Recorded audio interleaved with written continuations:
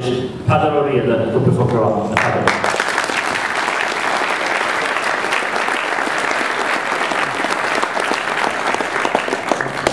Feran fíorchaí fáilte spasrod a híse Uachtaráin. Agus Soilse a bhuiit na hÉireann chun corcach mór na mún, corcaigh na lún is na mád, corcaigh na ram is na mar. Is dúil dúine Oireachtas Gaeilge agus cultúr náisiúnta na tíre seo do Gaeilge. Ag céadúlacht éireachtar sítear fuinneamh nó.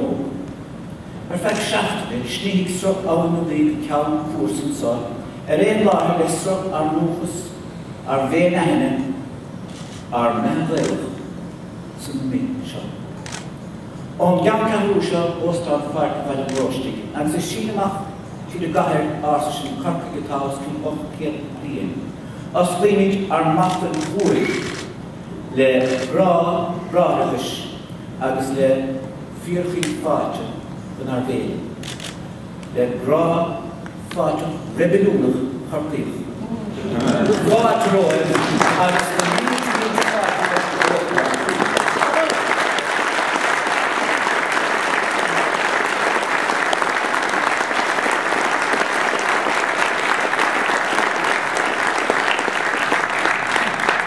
Míle mábhar Peadar. San isise féin Íosa is mór an orchomsa mar ceann Oireachtas na Gaeilge éire Uachtarán na hÉireann Máire Mhic Giolla Íosa Oireachtas na Gaeilge na bliana seo a oscailt go híofaigh.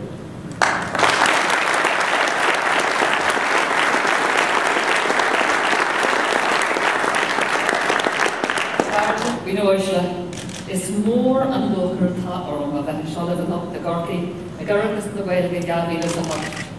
Trestan a Uachtarán ar an éile seo donna go hé agus go an bhuichas le Pádraig Mac Argasan, cathaoirleach an Choiste Aitiúil, agus le Peadar Ó Riada a cathaoirleach an Choiste Aitiúil. As curann a thuairt dúsa agus na mar sin, mór éile seo na Gaeilge a oscailt go híofaigh. Mbliana tá an tuireachtas a ráiste corcaí, bhíodh cathair na mún, is dócha go bhfuil go leor daoine an seo a dearfa gurbí corcaí fíor-phríomh cathair na tíre. Gabéitú sin is mór an taithachtas é don cathair agus do bhain sin na Gaeilge gorcaí go bhfuil an tuireachtas agad a rís don darna chur i gcéad bliana. Bunaíodh Oireachtas na Gaeilge sa bhliain 1897 fad siar. Ócáid éon le óháin bhí an i seomra cruúna rotunda man leat léag an am sin. Glad céad dó im a Hort Part, is na commartas agus bhí breis agus mille duine a láthair. Rud a thug an-bhisneach den lucht aigéine. Ó chéad lá riamh chur a bhaimar le ar gréithe sóisialta agus síalta.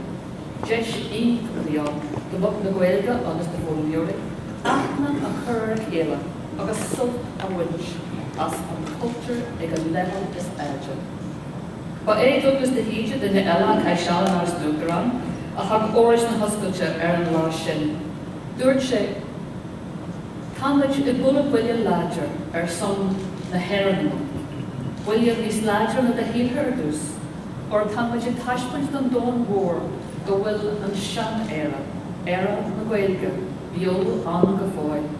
Agus táid i dul an mánaigh go éis i bio an go bra.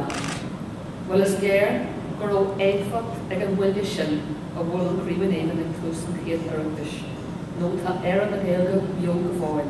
Bio bheith go mór an bailí, agus tá cuid mór de bhuichas adul do legaidí éile na Oireachtas.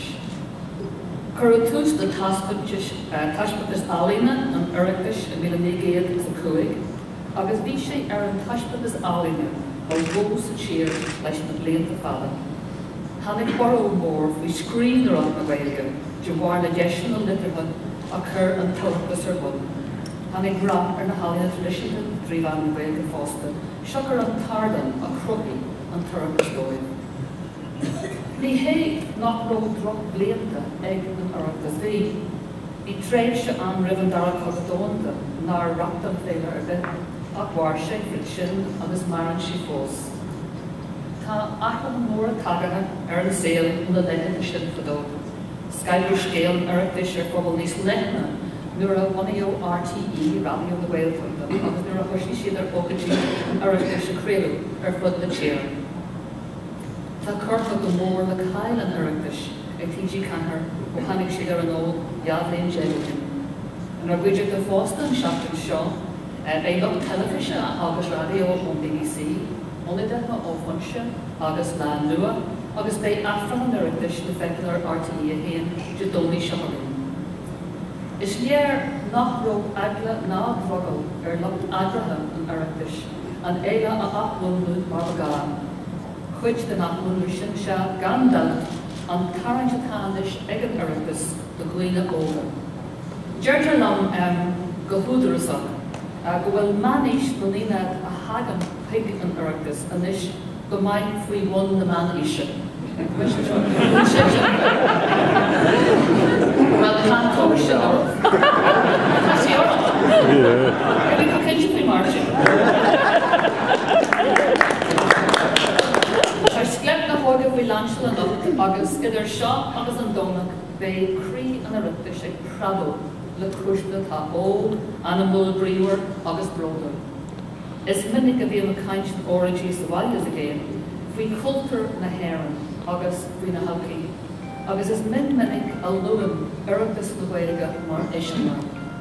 An seo an trína óga, foiinniú le bríomhar, duine atá lá a bhuining, a Lord Seanga a Sinseir, le blasúiríise agus le comport, ach álainn é. Féin an cultúrtha a bhall duine óga ina níte agus ina mór níte. Tá sí le moladh go háir agus tá lucht a hagratha le moladh go háir fósta. Mar sin, Janan Cógáideachas go siúd ar fad a dibrí go díon leis an éile a flamáil agus a reitáil. Go bhaith le Cógáideas speisial de dhéanamh le foran an Oireachtas leis an stúrthór, le Momilia, an réarthór Máire Mhic Giolla agus na hifaigí, Ímar Jabara agus na Revenue Coring. Tá ag deanta ag an oireann bheag seo, agus is cinse go mé an críoinn héin, thar a bheith stás do bheo agus thar a bheith bródú as a bhfuil ban seach acu. I gláir Oireachtas na bliana gom leis gil, na bliana 1900 trocha san dí, dúirt Douglas de Híide an méid seo. Barthaí tuairt amach na seachtaine seo na cúna dé, bua ar gach Oireachtas de bhí an bhíú. So géimse an rá chéanna or an nachtahainseir Oireachtas na Gaeilge, gur a fada buam siad, gur a fada buam Oireachtas na Gaeilge, gur a fada buam ar teanga éan, gur a mí